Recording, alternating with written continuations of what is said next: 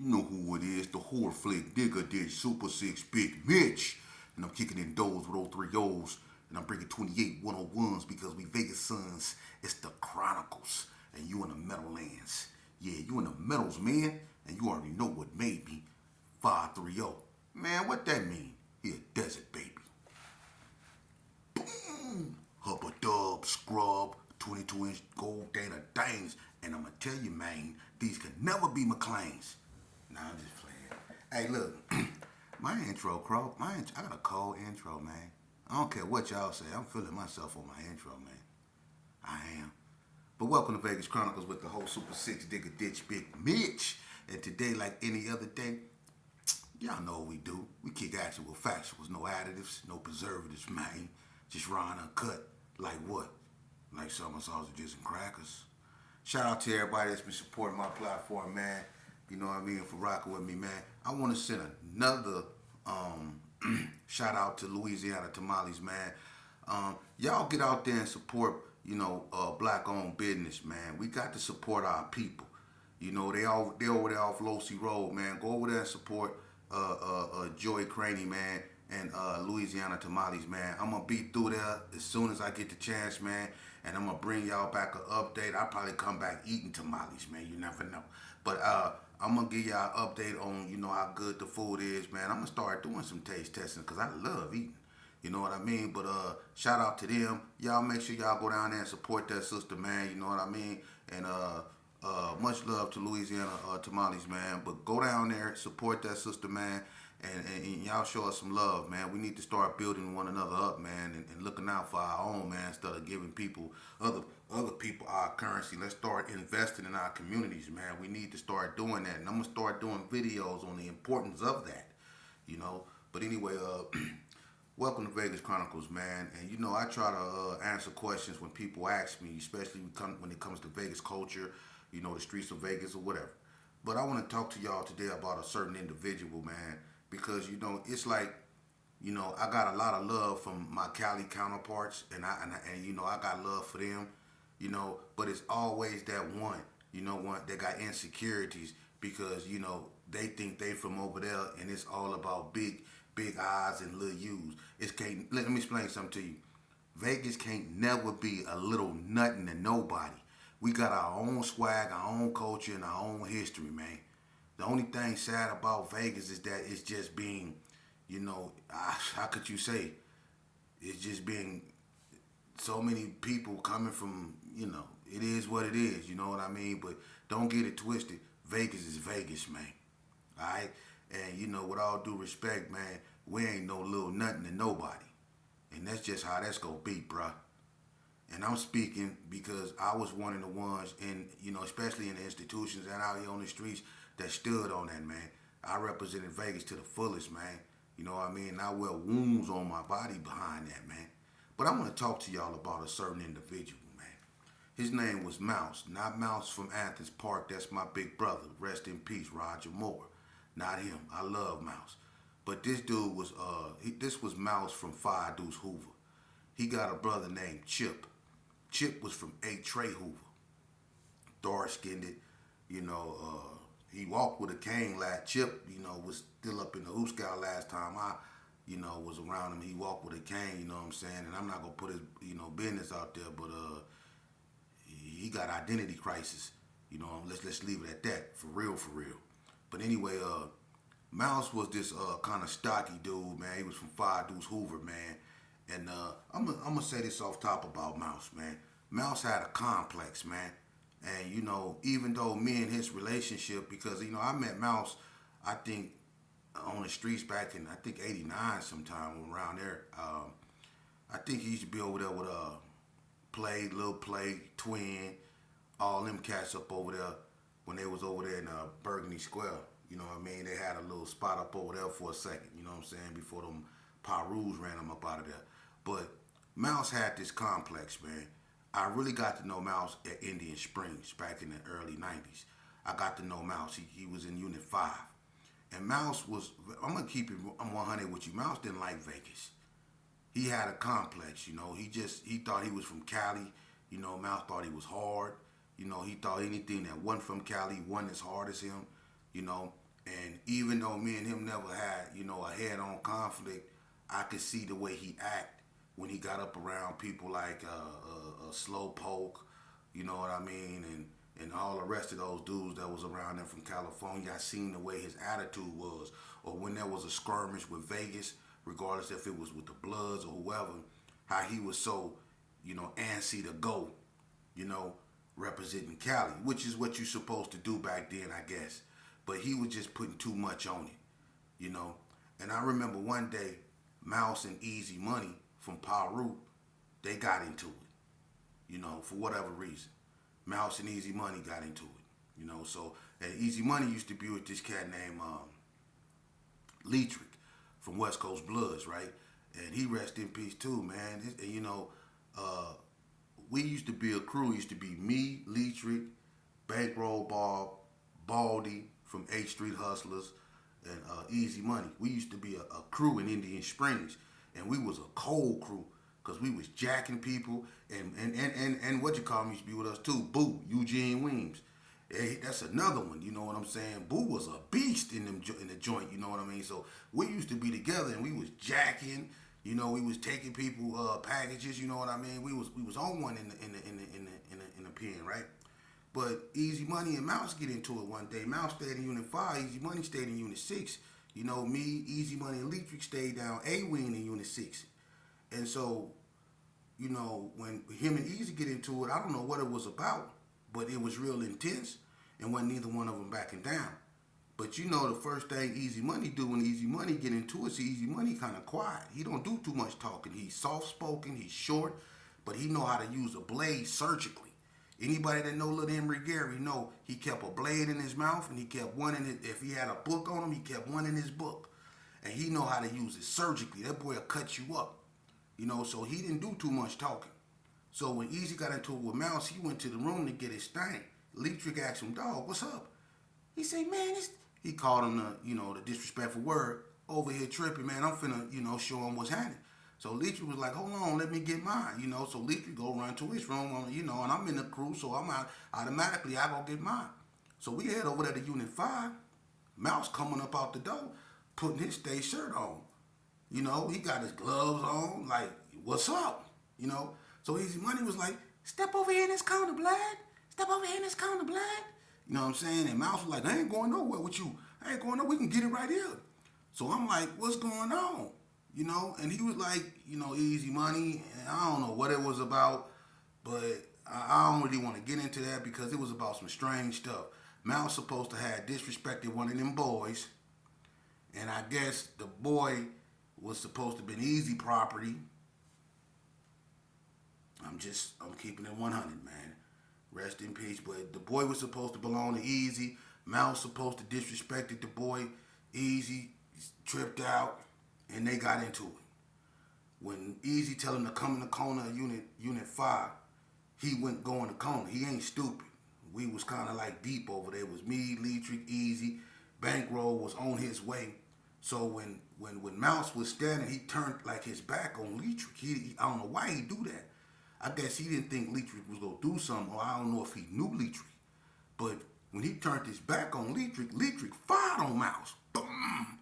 And Easy tried to slice him, but he jumped and he ran in the unit. He jumped back and he ran in the unit. He shot in the unit, right? So Easy running the unit out there, you know what I mean? And Leatrick like, Easy, he didn't want him to get caught with that thing, you know what I'm saying? So he get Easy out the unit. And I'm like, man, we got to go put these things up, right, or do something. Either we go get them off the yard because we don't know what's finna go down. But Leatrick just stole on the boy, right? So all them Bloods and the G's start, grouping up. The Cali boys didn't stand a chance. It wasn't enough of them, So automatically, Honey Bear from Bloodstone Villains basically went up over there because he from Cali. And even though he rolled with the Bloods, he still, like, if he can keep the peace between the Cali boys and Vegas, that's what he'll do. Because he knew he was from California, but Honey Bear had to roll with the Blood. He rolled with the Blood cop. But he never had, lost love for California, so he always tried to, be the bridge, that gap, So he basically went to the Cali boys and basically told Mouse it was in his best interest to let that be, and whatever happened, just let it go. And that's what happened. But Mouse was mad about that. And I believe that if Mouse had more people from California, it would have jumped off. But that wasn't the case. But Mouse was hot. And he was supposed to utter the words F Vegas and all this old stuff, in the heat of the moment, you know. And he had just that mentality, man. And, after a few days went on and things simmered down, he was mad, but me and him actually talked, man. And I can just tell, he just had a chip on his shoulder. I didn't know if that was just from him being from Hoover or from him being from California, but he just had this chip on his shoulder, man. And I tried to talk to Mouse, not as a gang banger, but as, a brother. I had been in prison. I had, been stabbed up a few times. So I've been through stuff, and I felt that, let me offer you some advice, man, because I understand when you have that type of rage inside you, man, and you just want to go. I had that same type of rage in me, man, and I was on ghost status, and I got blasted twice, man. So I tried to talk to Mouse, man, like I tried to talk to a bunch of people. And what ended up happening, man, is Mouse got out, man, and I don't know who he got into it with. I'm not finna get into it with that. I don't want to put Brody business out there, but he got into it with a Damu, right? And for whatever reason, I don't know what happened. I'm not getting into that, but Mouse got into it with a Damu and his complex, man. Mouse got a complex. He think he's super hard, man, and everybody, he just thought Vegas was weak. He did. Mouse did. And he thought that he was just too hard, and he got into one of them Vegas moves, man. And one thing led to another, and I don't know if they got down, if they had a fight, but what ended up happening is he underestimated that Damu, and what ended up happening is that Damu unalived him. He went to prison for it and everything, but he knocked Mouse down. Mouse rest in peace, and his brother Chip is still in the joint. And that just, goes to show you, man, it's not about where you from, it's about where you at. And it don't matter that if you from Detroit, if you from St. Louis, if you from Memphis, Alabama, Chicago, Atlanta, New York, Cali, Arizona, Texas, it don't matter where you from. Your blood the same color as mine. So people ain't gonna let you come with them big eye little you complexes, man. Now, I'm gonna be honest with you. Personally, I don't have no ill will toward Mouse. I knew he had a complex. I knew a lot of Cali boys with complexes. I knew dudes from New York with complexes. I know people you think that, if it's more of something that goes on where they come from, for some reason they think that make them super this and super that. It's not about the quantity, it's about the quality. You can have a whole bunch of this go on, but you can have a whole bunch of busters doing it. It's not about the quantity, it's about the quality, man. And that's life. In general, it's about the quality of life, not the quantity of it. It's about the quality of life. That's what friends. It's not the quantity of friends you got, it's the quality of friends you got. Because a wise man once told me he'd rather be surrounded by 4 quarters than 100 pennies any day of the week. Shout out to the hood postman, Melly Mel. Oh, and before I say another word, man, God is good, man. Last night I went to the gym, and after I got through working out, I came out and I got in my car with my girl, and some dude walked up, and she was like, some dude at the window. I'm like, who the hell is this? So I rolled the window down, and I'm like, what's happening? And I was kind of aggressive because I didn't know who that was, And he said, it's Boo Loco. Man. Man, my partner, man, my partner, Tar Hain. Look, man, I grew up with this man. That's gonna always be my brother. We ain't on that Northwest, ABM, GPK. We ain't never been on that between me and him. That's always been my day one A1. He gonna always be my day one A1 no matter what. When you have a relationship with people that you grew up just because they from a different area, I grew up with him, man. I grew up with him, man. Since the 80s, man. That's my partner. And even when the ABMs came out and they was feuding and funking with the Gersons, me and him never had issues, you know. Hey, look, Vegas Chronicles. I'm gonna tell y'all a cold story, but look, I remember one day. Look, I don't know who I was with, but I was in the in when Frank Hawkins owned what was that, Ricky Quick, right there where Kerry Mini Market is. I was up in there with one of my homeboys. They got these new video games up in there. You know, I love playing them little video games back in the days. They had these new video games they had just got by the door. So I go up in there, and me and one of my partners, we sitting there. I don't know if that was Nut, Kip Nut, or it was one of them. So we sitting there playing the game, right? One of my partners, real solid cat, love him to death. Face, he come up in there, right? Him and G Stone. G Stone, the OG from the Gerson, they come up in there, right? And little beknownst to me is that they just got into it with the ABMs over some rims. I'm not getting into that, right?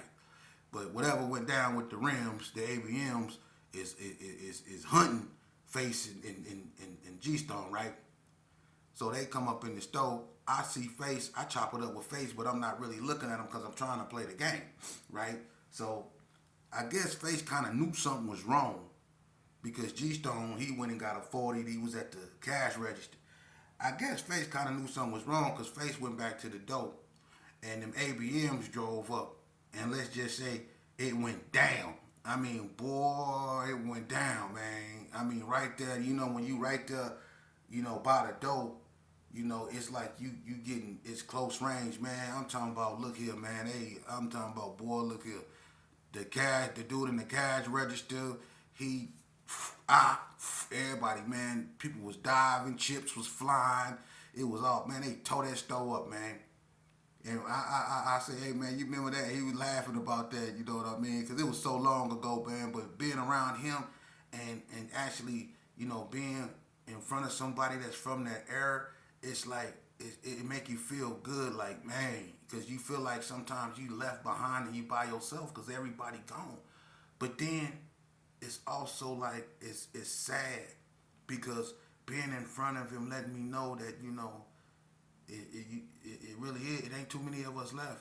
And you know, standing in there, I'm going to be honest with you, standing in front of him was like, we wasn't even standing in Vegas because it was like people of my era is so scarce. When we do come in, you know, around one another, it's like we standing in an era, we know, an area or on land we no longer know. Because this isn't the Vegas that we knew. It's been changed so much, you know. But shout out and much love to him, man. That brother right there got a cold story, man. You know, that y'all need to really hear, man. I'm not the only one with a story. It's a bunch of brothers out here, man, that y'all can learn from. And that's what it's about. It's not to get on camera and glorify nothing. It's about getting up here and talking about your experience that shaped you into the individual you are now. In order for us to go at these youngsters, man, we gonna have to come to terms with what we were. We are. We gonna have to accept that. Forgive yourself. Because the only people that can save these youth is the ones that infected them, and it was us.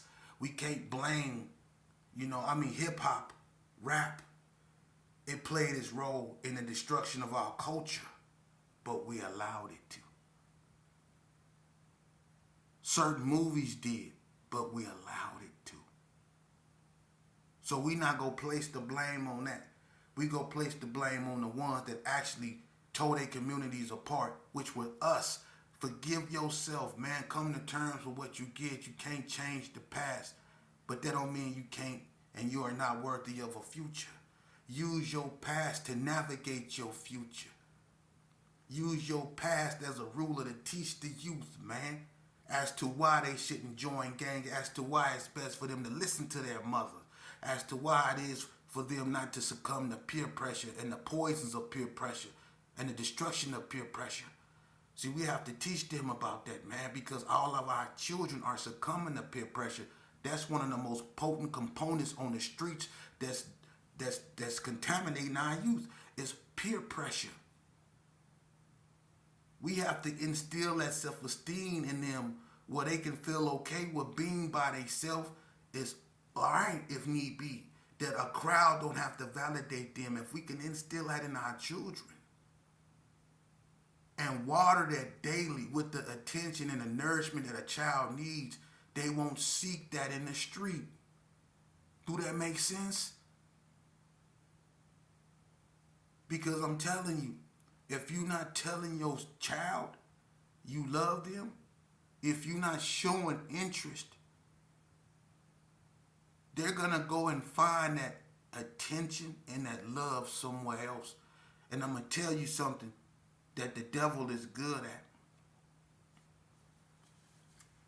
He like to use these 4 words to hook your son. And you'll be surprised how easy it is to hook a son, hook your son. I'm going to tell you how I got hooked. This is how I got hooked. I was 12 years old. And I was out there,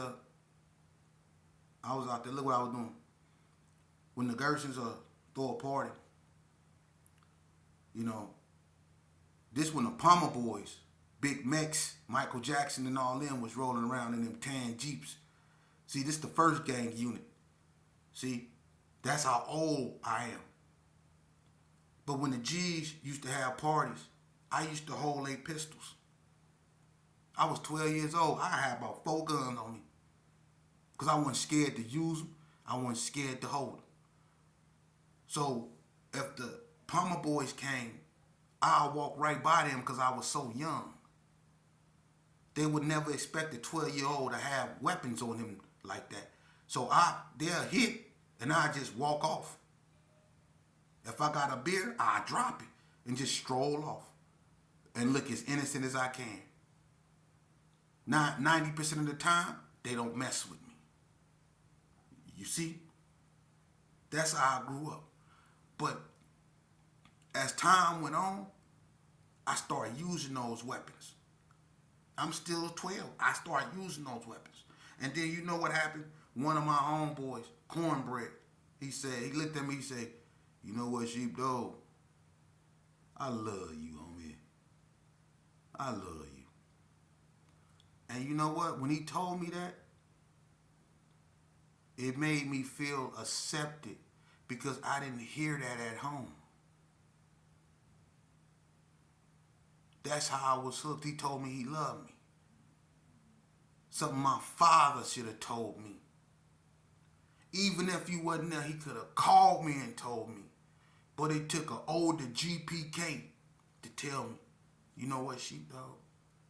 I love you, homie. That's why me and him became so close. That's why I went out my way to impress and appease him and did things a 12 and 13-year-old child would never do. Putting my life on the line, man.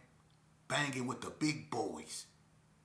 And Bread, a lot of stuff I did because I was so young and people didn't know who I was because I was just a little kid.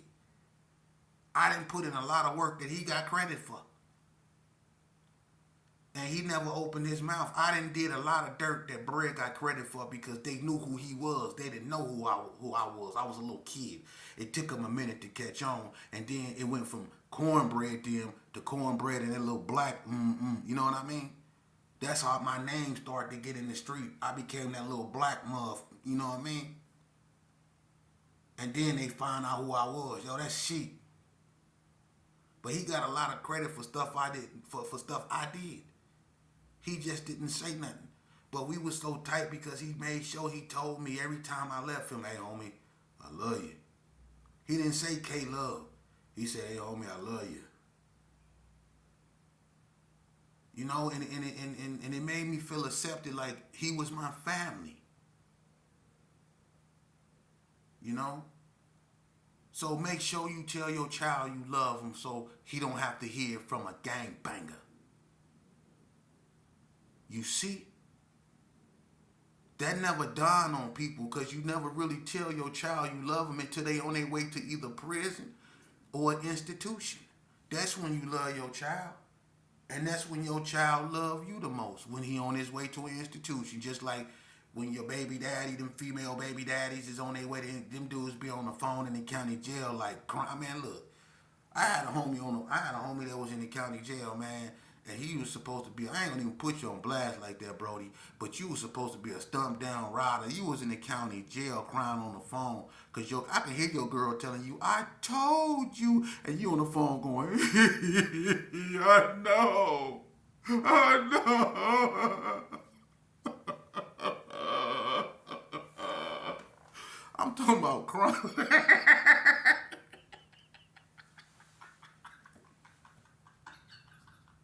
Hey, hey, they be hard out here, boy. They be hard out here. I don't turn down nothing. On my mama. I burn up, burn up. They hard out here. They be in the county jail like this. I know.